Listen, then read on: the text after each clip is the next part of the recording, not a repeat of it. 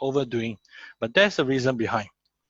But on the other end, if I'm running a system with we call a constant load, then the per minute sampling is not necessary. You may be doing actually based on per 10 minutes, or even based on actual is recommended per 30 minutes log. So it depends on the system that you're dealing with and what type of data you're collecting.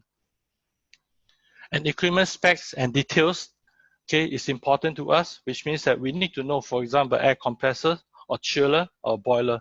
What is the design or from the manufacturer side specification that what it should be performing. So this actually gives us two ways of looking at the equipment. One way is to understand as on to date, as on now, how is the equipment performing? Are they still within their specified performance criteria level, or at times it may be degraded. So this information helps us to do a comparison and study. And also we need some system information like the schematics, or we call the piping drawing. Because that helps us to do certain things besides study how the system is being operated. And at times we also need the information to help us to study. When we need to conduct a measurement or conduct a study, where to install the instrumentation. So this also helps us a lot with all this information. And of course, other information what we require.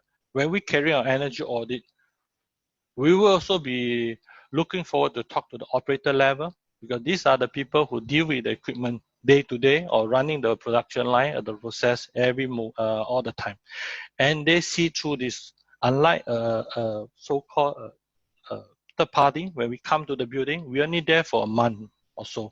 So we won't be able to see the entire picture of the facility, how it operates. So this kind of dialogue and conversation will be actually required, and I would say it's important because it helps us to understand the system better and what are the resources availability with the right domain.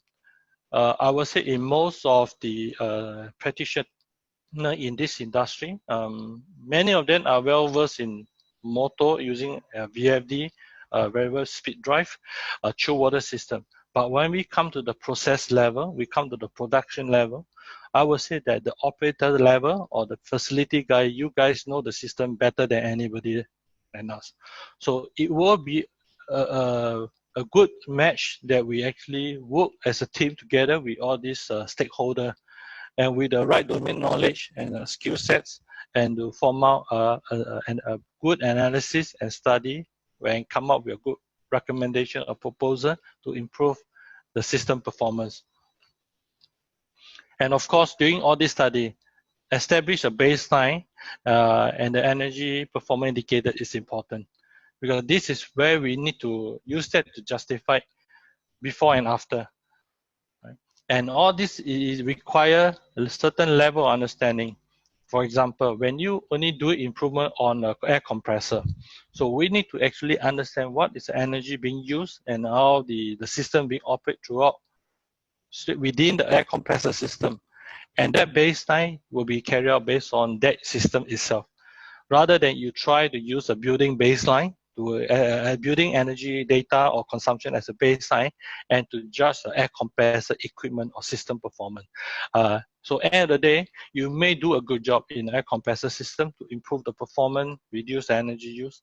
But if this is not clearly and properly categorized, so based on the overall energy usage, air compressor may only represent 20% of the energy bills. So if you define or propose an annual saving by even 20%, so 20% within that 20% of air compressor energy is good. But notwithstanding, if you talk about 20% within the whole 100% energy bill, then the saving percentage will drop drastically, because the air compressor's energy use actually proportion against the total is only a 20%. So this are information, or this work has to be clearly communicated, and even sometimes I will say explained in the document level that we call a measure and verification plan or performance assurance. That helps the user to understand. So that will not be any glare area or misunderstanding at the end of the day when the project is done. And lastly important, what is the budget available? Right. Of course, in many cases, people will try to do an energy audit to find out where are the potential and room for improvement. So if you want to do a full study of an entire premises or property or even a facility, it can cost you a lot of money. So at times you may look at where are the critical areas. So how we define that. That's why we will come out based on understand when you develop all this ECM, energy conservation measure, energy conservation or opportunity or energy saving measure or facility improvement measure.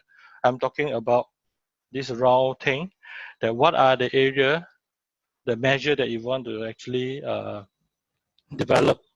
And end of the day, of course, we want to improve the performance. But by doing so, you need to consider the type of energy is being used. So the type of energy, it will not just restrict to just electricity, or it could be other form of energy. And what are the equipment that you are dealing with, and what are the operation concept which involves, like in some control itself, we talk about control concept algorithms. So that is to make the system more adaptive and more effective in operating the services of the operation. And in terms of regulatory requirement, in some area, there may be some regulatory requirement imposed, especially industrial side, that you don't need to actually make sure system run within certain performance level, or every yearly there's a given KPI or target improvement or reduction in energy use, or even to maintain. And when we conduct all these energy studies, one of the things that we will want to look at is what is the input that you put in and what is the output you're getting and what is work being done. So there will be very input can be electricity, diesel, or all the fuels that were being used. Or at times when we talk about evaluating a performance of an equipment, okay, we may need certain we call physics parameters like temperature, pressure, flow, etc. that help us to evaluate the performance of the equipment. And when these parameters or this energy is being used to carry out certain work done, okay, and it can be applied to an air compressor, a heat pump, boiler, solar PV, or through a HVAC system. And the other thing which I will categorize very generally will be we call the drivers, the motor, because motor will be used to drive a pumps, a fans, a AHU, air handling units, or even an air compressor. You involve motor as a driver there.